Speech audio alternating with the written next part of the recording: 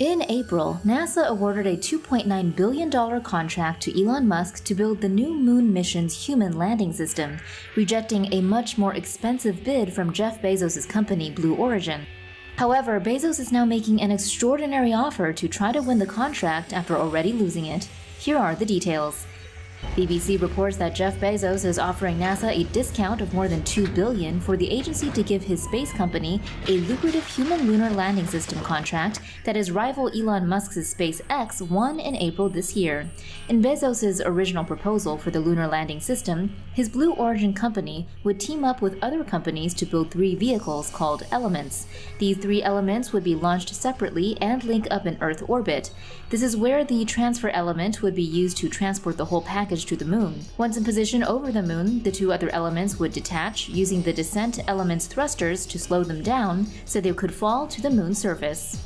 The descent element would also protect the astronaut carrying ascent element from flying rocks, although this would mean that the astronauts would have to climb down a long ladder to get to the surface. Once it's time to return, the ascent element would fire its own rockets to blast back into moon orbit, where it would meet up again with the transfer element. The transfer element would then take the astronauts and their ascent element back to Earth. Once in Earth orbit, the astronauts would ditch the transfer element and try not to burn up during the dangerous re-entry into Earth's atmosphere. After re-entry, the ascent element would deploy large parachutes to land on Earth's surface. In other words, the 3 elements of Bezos' system would work very much the same as NASA's first mission to the moon back in 1969.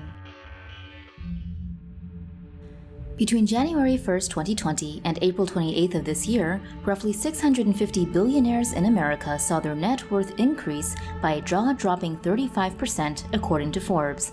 That's a move from $3.4 trillion to $4.6 trillion. With that kind of cash, you could probably go quite a long way to solving world hunger or mitigating the effects of climate change. Or you could engage in a self-indulgent battle to get yourself into space before any of the other billionaires, like Richard Branson and Jeff Bezos.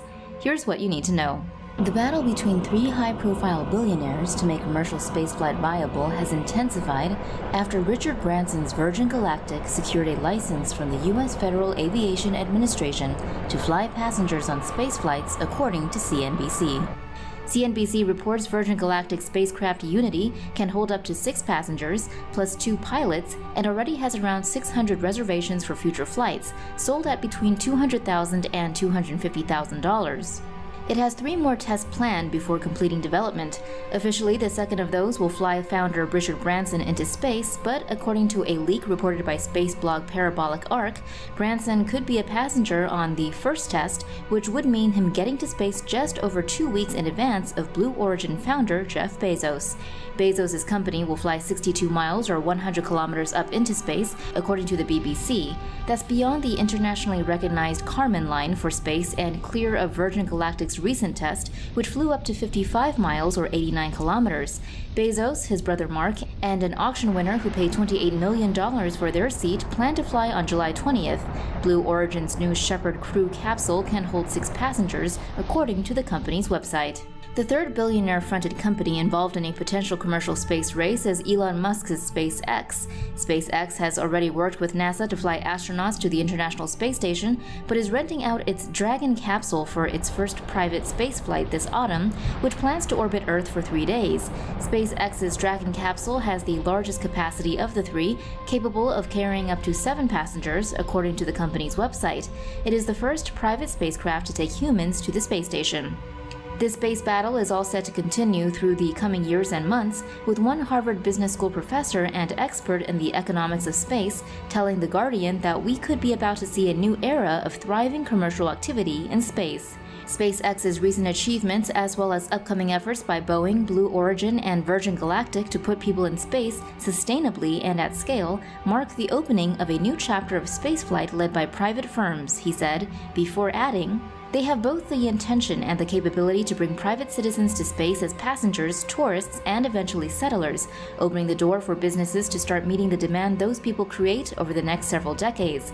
The same expert explained that he expects there to be a crucial shift from money spent in space to benefit Earth, such as investments in telecommunications and internet infrastructure, to a model focused on space conquest for its own sake.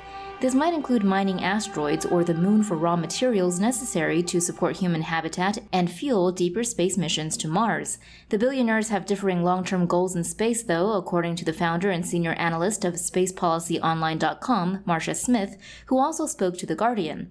Musk is totally about Mars, she said. His passion is to get people to Mars as a backup plan to Earth and to make humanity a multi-planet species. Bezos is interested in the moon and in the space between Earth and the moon. He wants to move all of the heavy industry off Earth and into cislunar space. He talks about rezoning Earth for light industry and habitation. So they both are interested in trying to save Earth because of all the problems Earth is having, but they have very different visions as to how that's going to happen. NASA plans to launch its massive new SLS rocket and Orion crew vehicle toward the moon later this year. The unmanned mission would test the system and pave the way for a manned mission to the moon in 2023.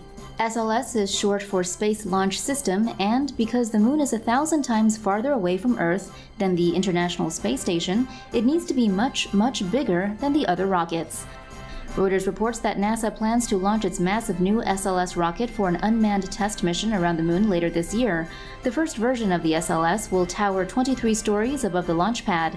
Its core stage houses 2 large storage tanks, one for liquid hydrogen and another for the liquid oxygen that makes the hydrogen burn. These liquids are fed into the engine chambers and ignited with a spark, where the chemical reaction produces vast amounts of energy and steam. The core stage has 4 RS-25 engines, the same ones that powered the space shuttle. The steam exits the engine nozzles at high speed, generating enough thrust to push the Giant into space. 2 solid rocket boosters give the rocket extra power to escape gravity's clutches. These twin boosters stand more than 17 stories tall and burn 6 tons of solid propellant each second. They provide 75% of total thrust during the first 2 minutes of flight. Once in orbit, the crew capsule will detach from the SLS and use its space engine to get all the way to the moon.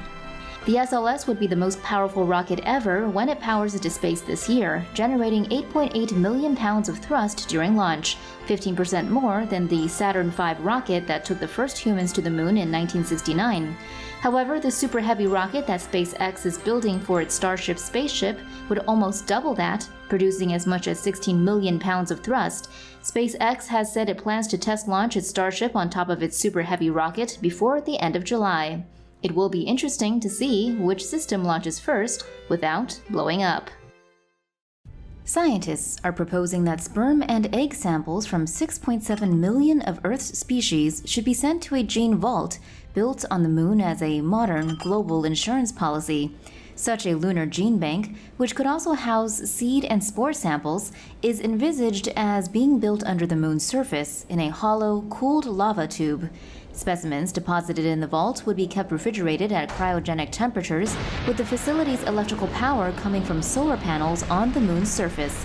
The gene bank would preserve Earth's genetic diversity in the event of a global catastrophe, such as one that might be caused by climate change, a supervolcano, or an asteroid impact.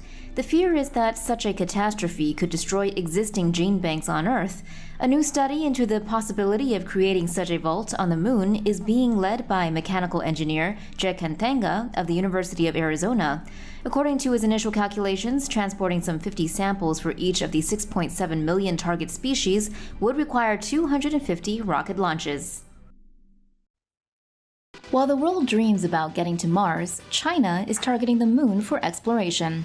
This means that the moon could soon be a source of conflict between Earth's superpowers because of possible future questions regarding who controls the mining rights to different parts of the moon. China's Space Administration, the CNSA, currently has a rover exploring the far side of the moon as part of its Chang'e 4 mission. It is also preparing to launch the Chang'e 5 mission this year to collect lunar samples and bring the samples back to Earth. The nation plans to add to its impressive list of lunar projects with a new set of missions to explore the moon's south pole. Chang'e 6, a backup mission for this year's sample return launch, is scheduled to head to the moon in 2023 or 2024. Chang'e 7 is scheduled to launch around 2024 with the dual aims of landing on the south pole of the moon and closely studying the region from orbit. The Chang'e 7 mission will be quite a complex mission featuring 5 different spacecraft. These 5 spacecraft would weigh 8.2 tons and would be thrusted into space by a Long March 5 rocket. The 5 spacecraft would be a mini flying craft, a surface rover, a lander, a relay satellite, and an orbiter. The orbiter would scan the south pole of the Moon from orbit using sensitive measuring equipment. The lander and the rover would also feature such equipment. The mini flying craft would carry a water molecule analyzer to take measurements in permanently shadowed areas at the lunar south pole. Following this Chang'e 7 mission, the Chang'e 8 mission would be another lunar South Pole landing mission planned for the late 2020s. That mission would include test technology for using local resources to manufacture objects by using 3D printers, according to Chinese press statements. A piece of space debris not much wider than a millimeter has smashed a hole through an important part of the International Space Station. Here are the details. Science Alert reports that a piece of space debris has hit and damaged part of the International Space Station. Photos released by NASA shows a small hole that had been punched through the station's Canadarm2 robotic arm.